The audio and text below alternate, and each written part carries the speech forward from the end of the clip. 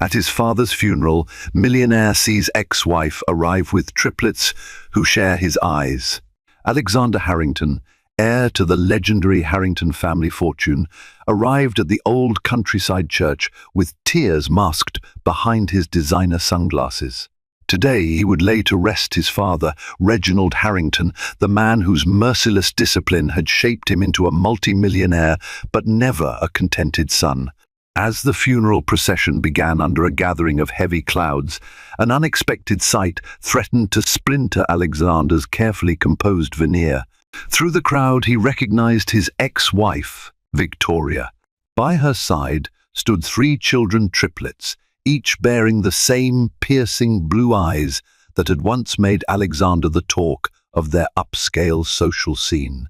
The day was overcast, as though the heavens themselves mourned the death of Reginald Harrington. Crisp autumn air filled the countryside, where the majestic stone church, St. Bartholomew's, had stood for centuries.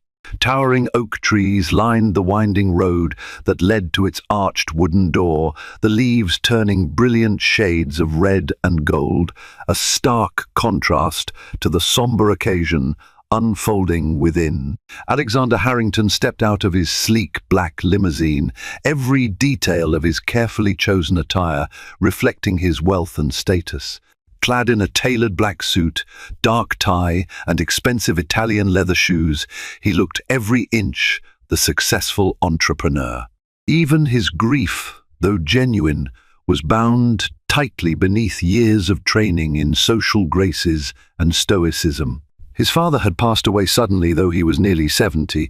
Reginald had still been robust, frequently travelling between their old family estate in Yorkshire and business dealings in London. News of his unexpected heart attack reached Alexander just days prior. Despite their disagreements and the distance that had grown between them over the years, Reginald's death shook Alexander to his core.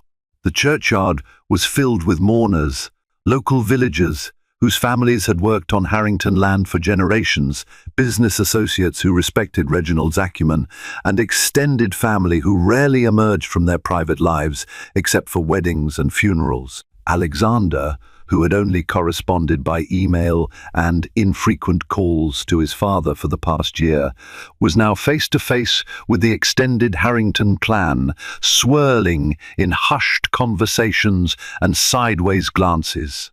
As he removed his sunglasses, an ostensible gesture of respect, he noted the presence of a few family rivals.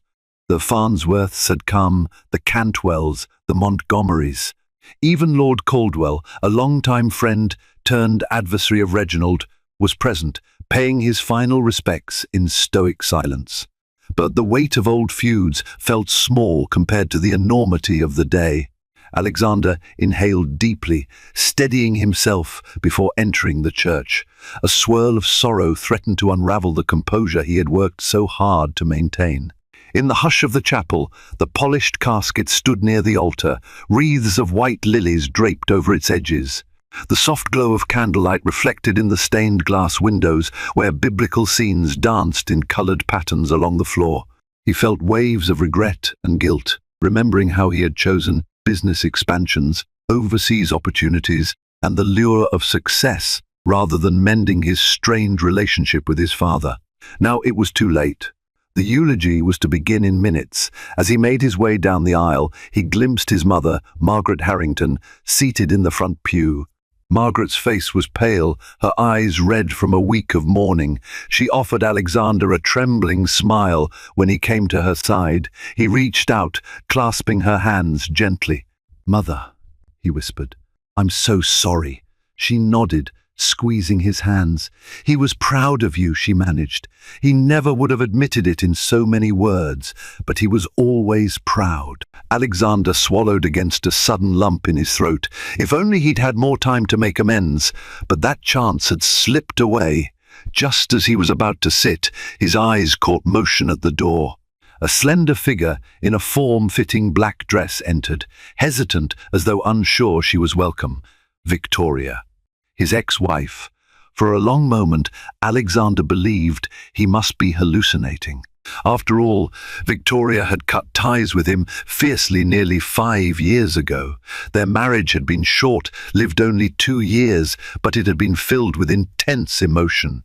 He remembered how they met at a yacht show in Monaco, where Victoria had accompanied a prominent art dealer. One shared look across the deck had led to a whirlwind romance, culminating in a high society wedding that had been the talk of London. But then cracks formed. Victoria was an artist, eccentric in her passions, prone to creativity that didn't always align with the Harrington family's traditions. Reginald had never approved of her. The tensions multiplied, culminating in arguments that ended with Victoria leaving, taking nothing but her worn suitcase and an unbreakable determination to survive on her own. Over the years, Alexander had tried to bury the heartbreak under a mountain of business deals. He rarely let himself think about her, yet here she was, eyes hidden by a thin black veil. She held the hands of 3 children who appeared to be about 4 years old triplets, undeniably so, and each of them possessed the same vibrant blue eyes as Alexander. A cold shock rippled through him, leaving him momentarily frozen. Were these children his? Victoria had never once reached out to him about pregnancy or children. He felt sure she would have, wouldn't she? The funeral service was beginning, and the organ's solemn notes echoed through the nave.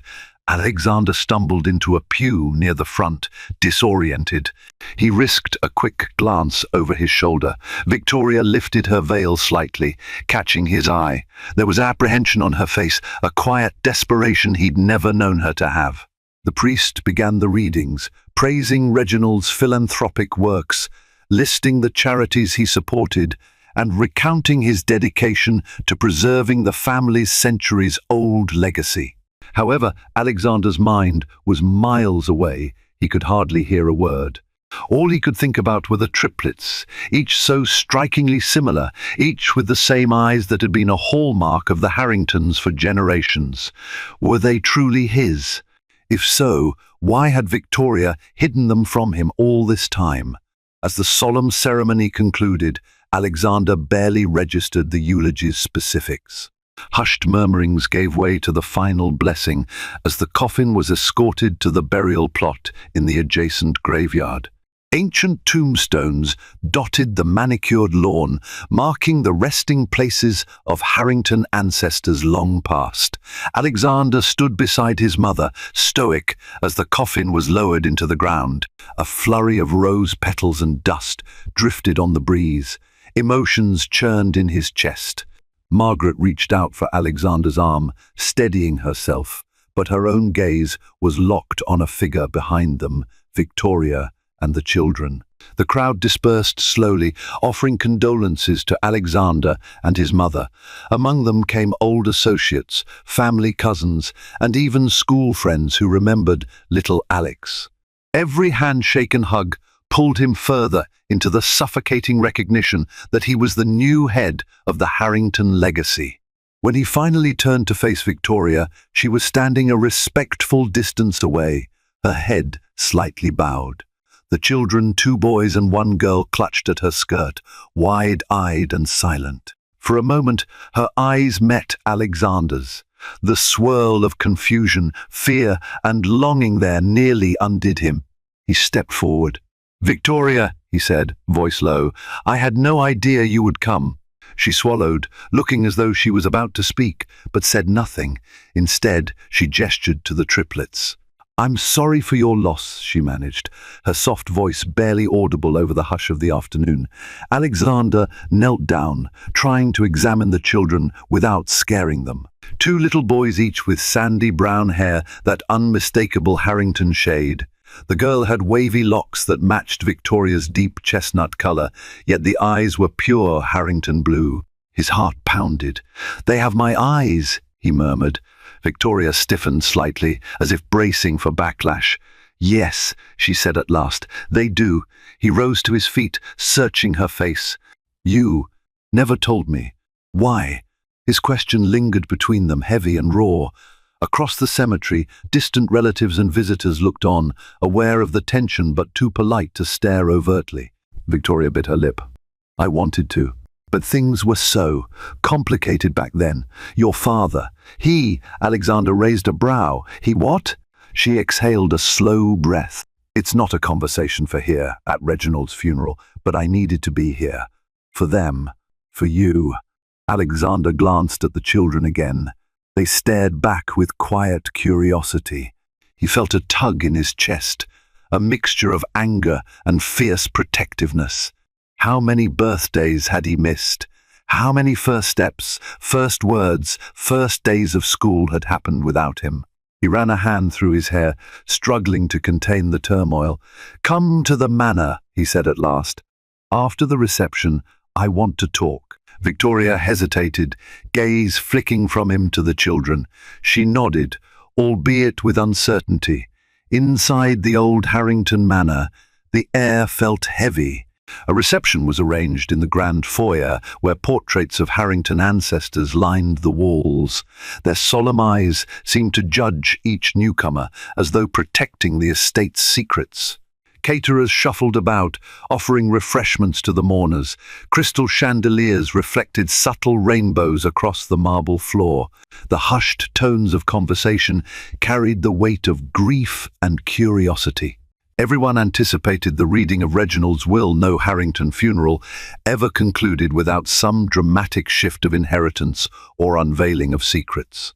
Alexander welcomed a few guests with polite handshakes and hollow smiles. His mind, however, remained fixated on Victoria and those children.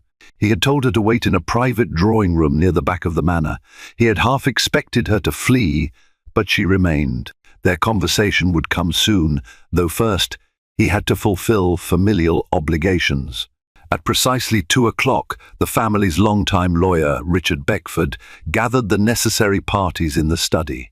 Dark mahogany shelves crammed with legal tomes and dusty records served as the backdrop. The scent of old books mingled with the aroma of tea that had been set out in porcelain cups for the occasion. Beckford cleared his throat, scanning the circle of immediate heirs: Margaret Harrington, Alexander, a few cousins, and a handful of aunts and uncles. He began, "As many of you know, Reginald Harrington was meticulous about his estate. What I am about to read is the final version of his will, dated 6 months ago." A hush fell. Beckford proceeded to detail smaller bequests, charitable donations, gifts for loyal staff, trust funds for various distant relatives. But everyone was waiting for the big reveal. Who would become the principal beneficiary of the legendary Harrington holdings, both property and controlling shares in the Harrington Corporation? I, Reginald Archibald Harrington, being of sound mind, Beckford read, hereby name my only son, Alexander James Harrington, as the primary heir to my estate and all associated business endeavors, on the condition that he upholds the Harrington name and continues the tradition of philanthropic engagement set forth by our family for centuries. A wave of tension broke. Alexander felt neither joy nor relief, but rather a profound sense of weight descend upon him. He was now the caretaker of the entire Harrington legacy, exactly what he'd once wanted, but had come to fear. Beckford cleared his throat, glancing at Alexander. "There is an addendum." The older man adjusted his glasses. "I have made arrangements to ensure that if my son Alexander does not produce an heir, or if he fails to uphold the moral and philanthropic standards of our family, the estate will revert to a trust overseen by the Harrington Foundation. In the event of such a scenario, the Foundation's board shall have full discretion over management of the funds, property, and assets." A murmur rippled among the relatives. Alexander's cheeks burned, especially in light of the revelation that, mere moments ago, 3 children with his unmistakable eyes had appeared. Reginald, in his final document, had put pressure on Alexander to continue the bloodline or lose the estate. Margaret's eyes flicked up to her son, concern etched in every line. She knew how complicated Alexander's personal life had become post-divorce, and yet here he was, apparently the father of triplets no one had known about. With the formalities concluded, Beckford offered a half bow. "If there are any questions, please address them to my office in due course. For now, I extend my deepest sympathies and my congratulations, Mr. Harrington." Alexander swallowed, nodding stiffly. The cousins and aunts left, a swirl of chatter punctuating the tension. Finally, he was free to go to the drawing room, where Victoria and the children waited. He found them seated on a plush, emerald green sofa. The children sat quietly, gazing around at the lavish decor with wide eyes, oil paintings, gold-framed mirrors, marble-topped side tables. Victoria perched on the edge of the seat, her posture rigid, as if preparing to defend herself. "Thank you for waiting," he began, closing the door behind him. A hush settled in the room, thick and oppressive. Victoria nodded, smoothing her skirt. "I didn't want to cause a scene. This day is already difficult for you." Alexander studied her face, noticing lines of stress that hadn't been there before. 5 years changed a person. She seemed older, more cautious, yet still possessed the same quiet determination. He exhaled slowly. "Victoria, are they? Are these children mine?" She swallowed hard. "Yes, Alexander, they're yours." Her voice trembled, despite her effort to remain composed. A mixture of anger, shock, and a strange undercurrent of gratitude coursed through him. "Why didn't you tell me?" Her eyes flickered with pain. "I tried, at first, but each time I reached out, your father was the one who answered. He threatened me, Alexander. He said that if I tried to contact you, if I claimed the children were yours, he would." She paused, glancing at the children. "He made it clear that I would not be welcomed. I had no resources." I was terrified. Alexander's blood ran cold, recalling Reginald's controlling nature. It wasn't hard to imagine him intervening, paying off people to keep secrets, or intimidating Victoria. "Why didn't you come to me directly? My personal phone? My email? You know I would have listened." She half laughed, though there was no mirth in it. "You changed your number, your email. Your assistants wouldn't let me through, and your father sent me money, hush money, essentially, and a warning to stay away if I knew what was good for me and my children." Alexander's jaw clenched. "He never told me." "It doesn't surprise me," Victoria said softly. "He wanted to control your future, your legacy. He believed I was beneath you." Anger flared in Alexander's eyes. He glanced at the children, their wide stares reflecting confusion. Gently, he lowered himself to their level. "Hello," he said in a softer tone. "I'm Alexander."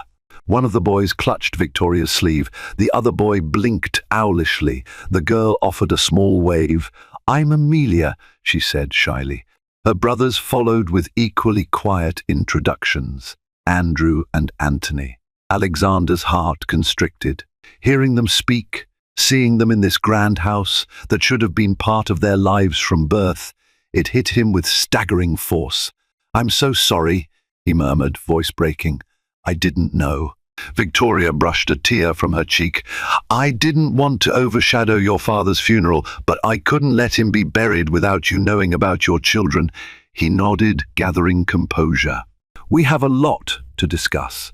As the afternoon wore on, guests came and went. Eventually the manor quieted, the staff discreetly tidying up. In a private dining room, Alexander arranged a small meal for Victoria and the children, wanting to speak with her away from prying eyes. Margaret, Alexander's mother, approached them, her expression a mix of curiosity and uncertainty. She greeted Victoria politely, though a hint of residual tension lingered in her voice, memories of old arguments. But upon seeing the children, Margaret's expression softened. The resemblance to Alexander was unmistakable, tugging at her heart. "Oh my," she breathed, you must be my grandchildren." The children shifted nervously, but Margaret took a step forward, gently patting Amelia's head. "I'm sorry I never met you before." Tears welled in her eyes. She looked questioningly at Alexander, who gave her a short nod, confirming their parentage. Margaret, clearly emotional, excused herself to give them space, yet promised to return soon to properly meet the triplets. Seated around the dining table, Alexander and Victoria watched the children nibble at finger sandwiches and fruit tarts. The tension weighed heavily. Alexander broke the silence. "Your life, these past 5 years, how have you managed?" Victoria sighed, tapping her fingers on the tablecloth. "It was tough. I had to lean on my art, trying to sell paintings, sketches.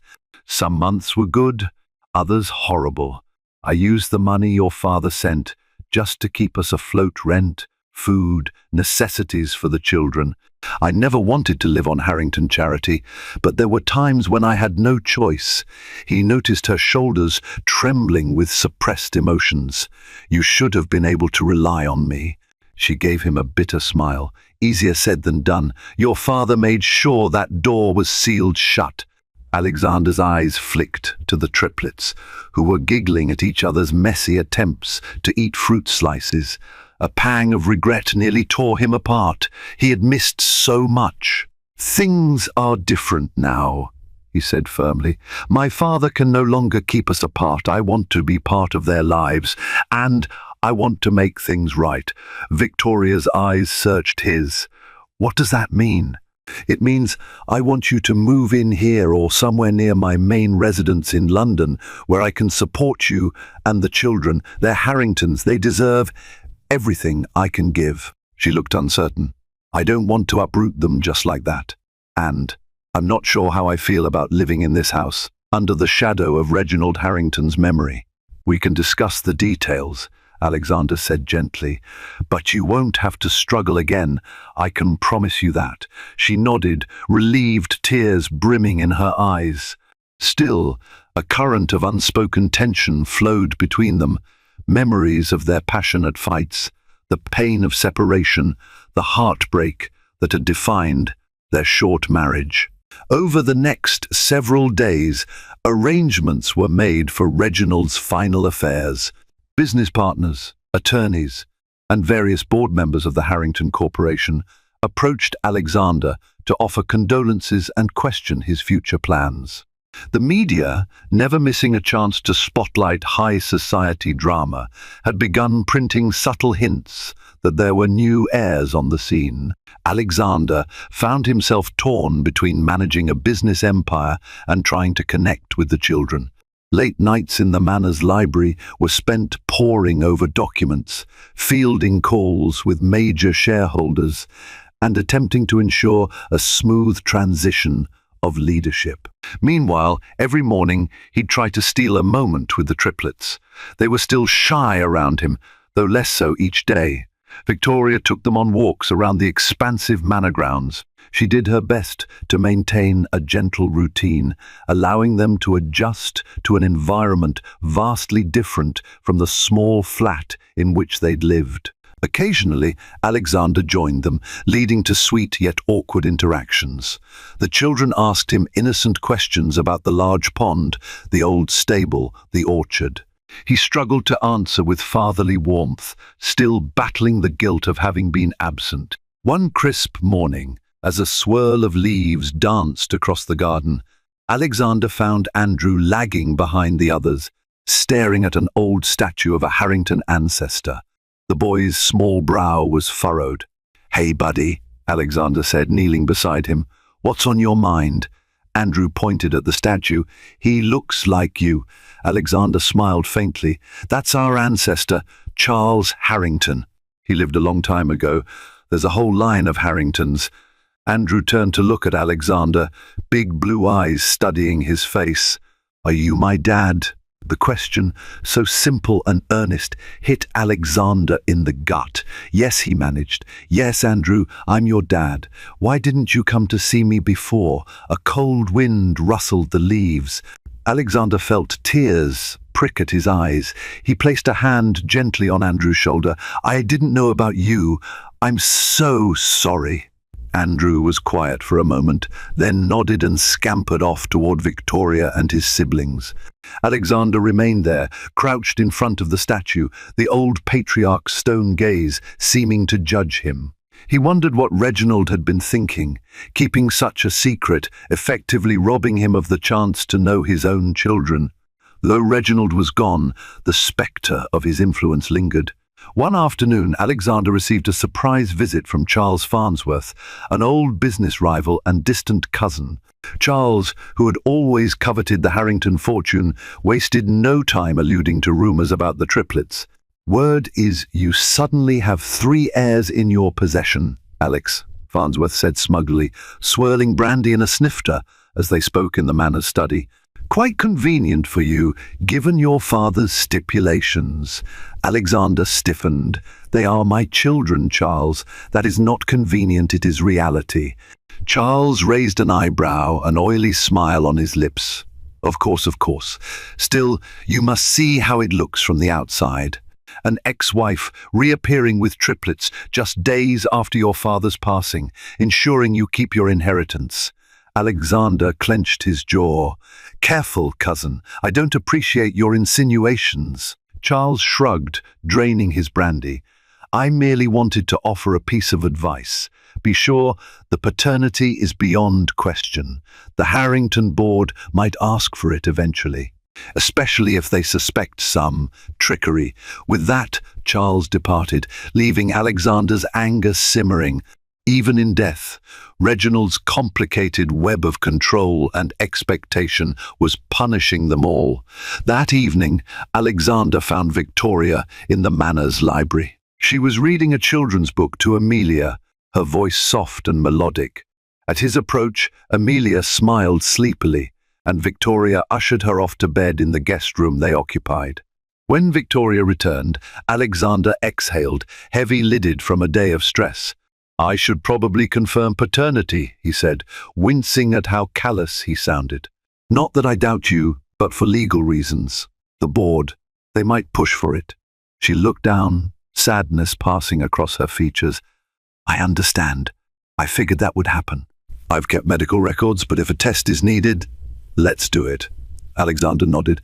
"I hate that it's even necessary, but you saw how Farnsworth eyed us today." Victoria bit her lip, stepping closer. He noticed the faint scent of her shampoo, the same one she used back when they were newlyweds. Memories overwhelmed him: late nights in Monaco, secret getaways on his yacht, dancing under starlit skies. "He wants to see you fail," Victoria said. "He always has. I won't let him." A steely determination lit Alexander's eyes. "And I won't let the children be used as pawns in a power play. Or you. We have to stand together on this." Her expression flickered with relief. "Then let's do what needs to be done. For them." Alexander hesitated, a surge of warmth in his chest. "Thank you," he murmured, "for having them, for caring for them all these years. I can't imagine how hard it was."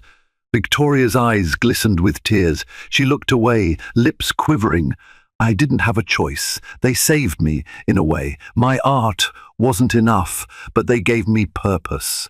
A moment of shared sorrow and understanding passed between them. They stood in silence under the golden glow of a vintage lamp, realizing that the future of their children, and perhaps their own relationship, depended on how they navigated this delicate terrain. Within a week, Alexander arranged for discreet DNA tests. Samples were taken from him and the triplets under the pretense of a routine medical checkup. Victoria accompanied them, her anxiety evident in the tapping of her foot. Alexander's lawyer, Beckford, oversaw the legalities, ensuring everything was beyond reproach should the Harrington board or Farnsworth attempt to challenge the inheritance. Alexander tried to distract the children with jokes and treats, but the sterile, clinic environment made them fidgety. Amelia burst into tears when the nurse swabbed her cheek. Andrew asked if it would hurt to take a piece of him away. Alexander's heart clenched as he reassured them they'd be fine. A few days later, as a cold rain battered the manor's stained glass windows, Beckford arrived with the results. In the study, the fireplace crackled, casting flickering shadows across the old family portraits. Victoria, seated beside Alexander, gripped his hand. Beckford opened a folder and cleared his throat. The tests confirm that Andrew, Anthony, and Amelia are indeed the biological children of Alexander Harrington. A wave of relief coursed through Alexander. He squeezed Victoria's hand. He wasn't sure why he'd felt any lingering doubt. Perhaps it was just the stress. But now the question was laid to rest. "Thank you," Alexander said quietly. "This was necessary for legal reasons, but I never truly doubted." Beckford nodded. "I will file the confirmation documents accordingly. As far as inheritance rights go, the children are your recognized heirs. I trust you'll begin establishing a trust fund for them." Immediately, Alexander confirmed. Beckford shuffled his papers. "And there is the matter of you and Miss Victoria's relationship. While it's not legally required that you remarry for the children to inherit, the board, and presumably the public, will have questions. The scandal of an ex-wife returning with children can unsettle investors. If I may be frank, we should strategize how best to present your family situation to them." Alexander shifted uncomfortably. "My private life should not be under a microscope, but I understand. Let me talk it over with Victoria." With the cordial nod, Beckford left. Alexander turned to Victoria, noticing the tired lines around her eyes. "I hate this," he muttered. "We shouldn't have to strategize or perform for board members. But Harrington Corporation is massive, and public perception can affect everything." Victoria exhaled. "What exactly does that mean?" He hesitated. "They might expect us to... well, they'll want to see stability. They'll want to see me, the father, stepping up, possibly even question if we'll reconcile. I'm not saying we have to, but that's what they'll wonder." A sad smile crossed Victoria's lips. "We're not the same people who fought so bitterly all those years ago. But I don't know if we're ready for a romantic relationship again. Too much pain has passed between us. Let's focus on the children first." Alexander nodded, a wave of longing tempered by caution. "Agreed." In the weeks that followed, a semblance of routine emerged. Victoria settled into a guest suite with the triplets. Alexander navigated business matters, ensuring the board that Harrington Corporation remained strong. The presence of the children warmed the manor, their laughter echoing in long hallways that had once felt cold and empty. Even Margaret found herself enthralled by her new role as grandmother, taking them on slow tours of the manor's art collection, telling them stories about the family's history. Yet an unanswered question gnawed at Alexander. Why had Reginald been so determined to keep Victoria away? It couldn't just be about social standing or disapproval of her artistic background. The lengths he'd gone to seemed extreme, even for a domineering patriarch. Then, one afternoon, while sorting through his father's private study, Alexander stumbled upon a locked drawer. He found the key hidden in a small carved box, shaped like an elephant, a keepsake from his father's travels in India. Inside the drawer were letters and documents, some dating back decades. Most were inconsequential business notes, but one letter stood out, addressed to Reginald from someone named Evelyn Lockwood. Intrigued, Alexander opened it. "Dear Reginald, the first understand your reservations about Alexander's marriage to Victoria, but I assure you she is not the opportunist you suspect. I have known her family for years. They fell on hard times, yes, but they retain their dignity. She loves Alexander, truly. I implore you not to sabotage their happiness out of fear for your precious legacy. Yours, Evelyn Lockwood." "There was more, Reginald. If you continue to threaten me, I will have no choice but to speak out. Your manipulations regarding Alexander and Victoria will not remain hidden forever. He deserves to know the truth of how you orchestrated their separation." Alexander's heart pounded. So there had been an active campaign to separate him from Victoria.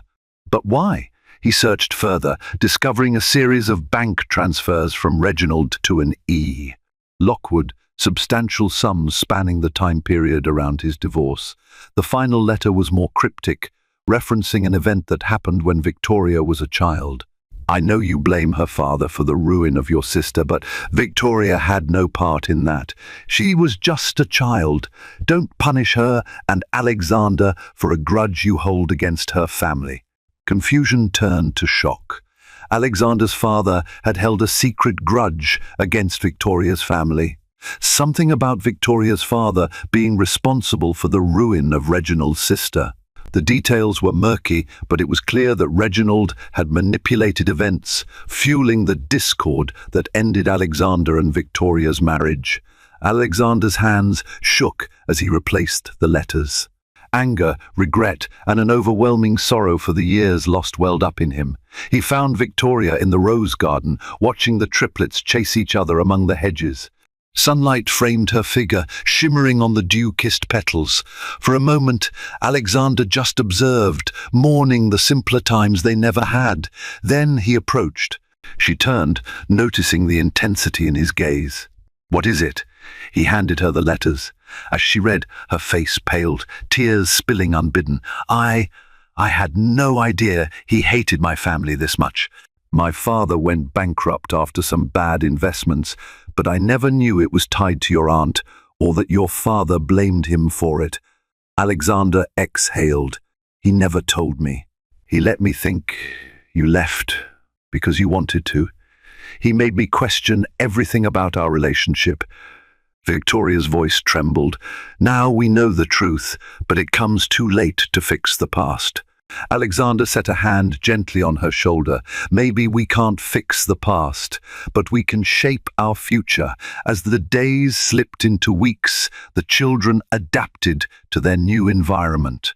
Their giggles filled the manor's once silent corridors.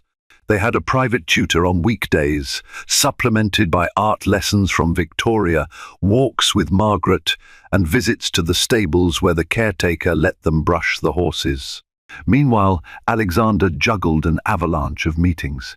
He intended to lead Harrington Corporation differently from his father, focusing on philanthropic endeavors as the will demanded, but also introducing progressive projects in renewable energy, education, and social causes. This shift rattled some old guard board members who preferred the traditional ways. One rainy afternoon, Alexander was in his office, finalizing details for a major charity initiative funding a series of arts education programs for underprivileged youth. He considered it an homage to Victoria's creative spirit. A knock on the door pulled him from his work. Victoria stepped in, looking thoughtful. "I've been thinking about our living arrangement," she said quietly, taking a seat.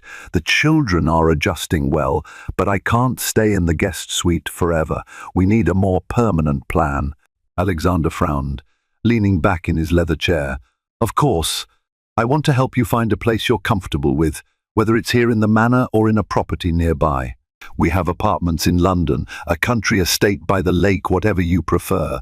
She pressed her lips together.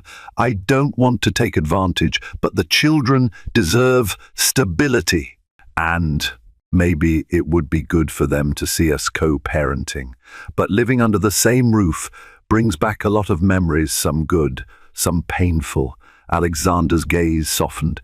"I understand. I don't want to push you into anything. All I ask is that we keep open communication about the children's needs." She nodded. "Of course." A quiet moment lingered between them. Alexander reached for her hand, hesitating before actually touching it. "Victoria, no matter what we decide about us, the children come first. I want them to grow up feeling loved and secure, and I want you to feel the same." Her eyes glistened. "I appreciate that." Just as life seemed to settle into a routine, a new scandal erupted. Farnsworth, in an attempt to sabotage Alexander, leaked documents suggesting impropriety in Harrington Corporation's finances.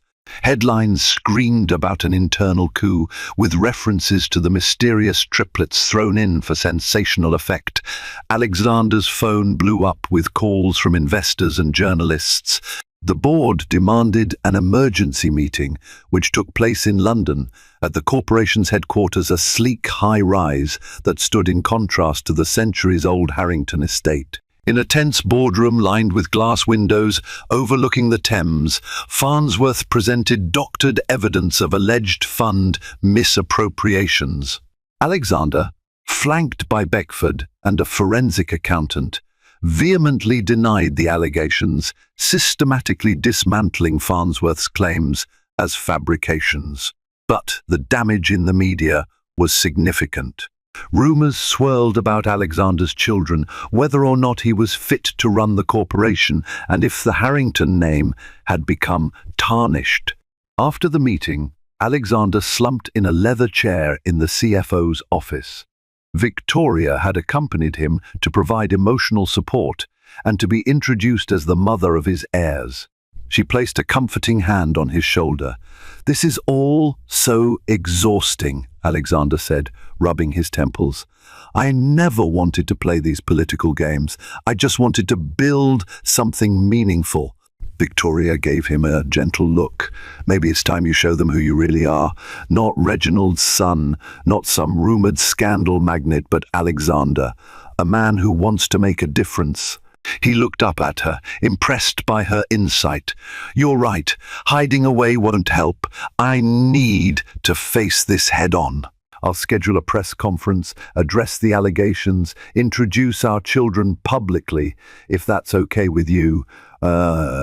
We can control the narrative before Farnsworth does more damage." Victoria hesitated, fear flickering in her eyes. "A press conference? The children are so young they might be overwhelmed." He gently squeezed her hand. "We can keep them out of the spotlight as much as possible, but I need to acknowledge them. Denying or hiding them will only fuel rumors." Taking a shaky breath, she nodded. "All right, we'll do this. But I'll stand beside you, and the kids will be protected." A warmth sparked in Alexander's chest. For the first time in years, he felt a partnership with Victoria, a sense that they were a team, united for their children. A week later, cameras flashed wildly outside the Harrington Corporation's headquarters. Reporters from major outlets jockeyed for prime positions. The building's polished marble foyer served as the stage, with Harrington Corporation's logo prominently displayed. Alexander stood at the podium, wearing a confident expression that belied his inner nerves. Behind him, a tasteful banner proclaimed Harrington Corporation's new initiatives in environmental sustainability and community outreach. Victoria stood at his side, the triplets conspicuously absent for their protection. They stayed in a private suite upstairs, with Margaret watching over them. Alexander cleared his throat, scanning the sea of microphones. "Thank you all for coming. I wish these circumstances were more pleasant, but I believe in transparency." Recent allegations have accused Harrington Corporation of financial misconduct. Today, our internal investigation and independent auditors have found these claims baseless and malicious. We will be pursuing legal action against those who fabricated such falsehoods. A flurry of murmurs and note-taking rippled through the room. Then, Alexander took a deep breath. "As for my personal life, you have questions regarding my children. I'd like to confirm that I have 3 wonderful children with my former wife, Victoria. We are committed to providing them with a secure and loving environment." He gestured to Victoria, who offered a polite smile. The reporters fired a barrage of questions. "Are you and Victoria reconciling? Why were these children hidden for so long? Is this all about the inheritance?" Alexander held up a hand. "Our children were never hidden by choice. Circumstances and misunderstandings in our family kept us apart. Now we have reconnected, and our focus is on raising them in a stable environment. We appreciate your respect for their privacy and ask that you allow us to move forward without invasive speculation." Victoria stepped forward, voice steady yet gentle. "These children are our joy. We want to protect them from the scrutiny that often comes with a name like Harrington. Please understand that their well-being matters more to us than any business. Thank you." The crowd pressed for more details, but Alexander and Victoria kept their answers measured. After concluding the statements, they exited to a room where Margaret stood with the children. Amelia tugged on Victoria's dress. "Why are all those people out there with funny lights?" Victoria smiled, ruffling Amelia's hair. "They just want to take pictures, honey, but you don't have to worry. Mommy and Daddy took care of it." Alexander knelt down, meeting the triplets' eyes. He felt a sense of pride and determination bloom within him, unlike anything he'd experienced before. This was his family, messy, complicated, but worth every ounce of effort. The press conference had mixed results. On one hand, many praised Alexander's sincerity, commending his philanthropic plans and paternal responsibility. On the other, gossip columns still buzzed about the Harrington drama, speculating if a remarriage was on the horizon. Nevertheless, Farnsworth's attempt to sabotage Alexander backfired. Harrington Corporation's stocks stabilized, and the board extended a wary acceptance of Alexander's leadership. Beckford managed the legal follow-up against Farnsworth, diminishing his influence. Meanwhile, at the manor, life found a new rhythm. Victoria painted again, setting up an easel by the large windows overlooking the rose garden. The children's laughter rang through the halls. Alexander began hosting monthly charity events, inviting local artists, educators, and innovators to share ideas. One evening, after the triplets had been put to bed, Alexander wandered into the library. He found Victoria there, gazing at a portrait of Reginald Harrington. "I sometimes wonder if he regretted what he did," she mused. Alexander joined her, following her gaze. "Part of me thinks he believed he was protecting me from a perceived threat, a family he blamed for some old betrayal. But that doesn't excuse him." Victoria nodded. "I know. There's still a lot of anger in me for the years we lost." A heavy silence fell, filled with unspoken apologies. Alexander turned to her, eyes searching. "I want you to know that no matter what you decide about us, I'll always regret not fighting harder to reach you." Tears threatened to spill down Victoria's cheeks. She inhaled shakily, her voice trembling. "At first I was furious with you, but then I realized you were as much a victim of his manipulations as I was. Maybe in time we can let go of the past and build something new." Alexander's breath caught, a spark of hope igniting. Carefully, he lifted a hand to her cheek, brushing away a tear. He leaned in, his voice soft. "I'd like that." Their lips met in a tentative kiss, one filled with the ghosts of old pain, but also the promise of renewal. Weeks turned into months. The triplets celebrated their 5th birthday in grand style, a small carnival set up on the estate's lawn, complete with colorful tents, games, and treats. Laughter abounded, echoing across the rolling hills. Margaret reveled in her role as grandmother, orchestrating every detail. Friends from the city and even a few supportive board members attended, charmed by the children's bright smiles. At sunset, after the guests departed, Alexander walked hand in hand with Victoria around the manicured grounds. The children, exhausted by the excitement, had tumbled into bed. A gentle breeze carried the fragrance of roses and newly cut grass. Pausing near the tranquil pond, they sat on a wooden bench. Alexander's gaze fell on Victoria's fingers, noticing she still wore no ring. He took a breath. "I've been thinking," he said quietly. "We started our marriage in a whirlwind, and it ended in heartbreak. We can't erase that. But we've come so far since then. We've changed." She looked at him, eyes reflecting the moonlight. "Yes, we have."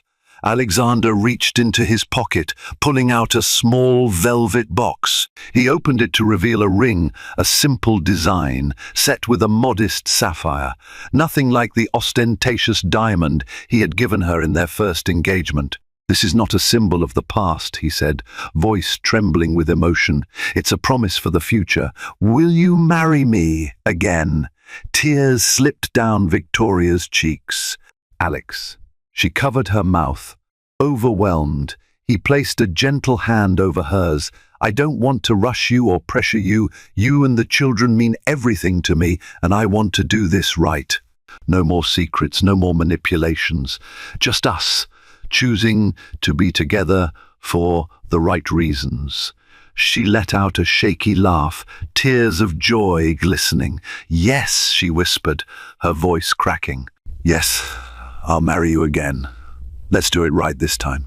He slipped the sapphire ring onto her finger, his heart pounding with exhilaration and relief. They sealed the moment with a tender kiss, the moonlit pond reflecting their silhouettes in gentle ripples. From the manor's upper windows, a small trio of faces peeked out: Andrew, Anthony, and Amelia, who had snuck out of bed to spy on the late-night stroll. Giggling with excitement, they ducked back into the darkness, eager to greet the morning's news that their parents were going to be a family in every sense of the word. Months later, in a simple ceremony by that same pond, Alexander and Victoria exchanged vows. The children played roles in the wedding, Amelia carrying a basket of flower petals, Andrew and Anthony sporting tiny suits and wide grins. Friends, family, and loyal staff gathered under a white canopy as a gentle summer breeze carried the scent of roses. This time, there were no illusions or forced traditions. Margaret beamed with pride, standing in for Reginald in that father of the groom role. Although the memory of Reginald's controlling nature still haunted them, Alexander and Victoria decided to let the bitterness rest with him, choosing love and unity for their family's future. After the ceremony, the newly formed Harrington family posed for photographs beneath the ancient oak trees. Laughter rang out when Anthony toppled over trying to catch a butterfly, and tears of happiness filled eyes when Alexander lifted Andrew onto his shoulders. Amelia squealed in delight when Victoria tickled her sides. The wedding marked not just the union of two souls, but the rebirth of a family legacy. Alexander carried on Harrington Corporation with integrity and innovation, channeling funds into community programs and ensuring that the Harrington name became synonymous not only with wealth, but with empathy and progress. Victoria resumed her art career with a renewed vigor, supported by a loving husband who encouraged her every creative endeavor. Her studio blossomed with light and inspiration, her paintings echoing a story of resilience and rebirth that resonated with galleries and patrons alike. As the seasons passed, the triplets grew, each forging their own path. Sometimes they followed Alexander into the corporate offices, rummaging through reams of paper and playing with the office staff who adored them. Other times, they accompanied Victoria to art exhibitions, learning how to see beauty in every brushstroke. In the quiet moments like dusk falling gently over the manor gardens, Alexander would look upon his reunited family with a swelling sense of gratitude. The road they travelled was paved with heartbreak and betrayal, yet they emerged stronger for it. The old Harrington traditions had evolved, shaped by the love and resilience of this new generation. And so the story that began at a funeral ended in a celebration of life, love, and the unbreakable bond of family. Thank you for joining me on this emotional journey of love, betrayal, and redemption. We witnessed how Alexander, once consumed by ambition and estranged from his ex-wife, discovered the powerful truth hidden in the eyes of 3 children he never knew existed. Through heartbreak, shocking revelations, and the shadow of a controlling father, he and Victoria navigated impossible odds to find their way back to each other and to the family they both deserved. If this story moved you, inspired you, or simply entertained you, please show your support by liking this video, sharing it with your friends, and subscribing to my channel. Your engagement helps me continue creating stories that capture the imagination and stir the heart. Together, let's celebrate the triumph of love, the healing of old wounds, and the hope that even in our darkest moments, new beginnings are always possible.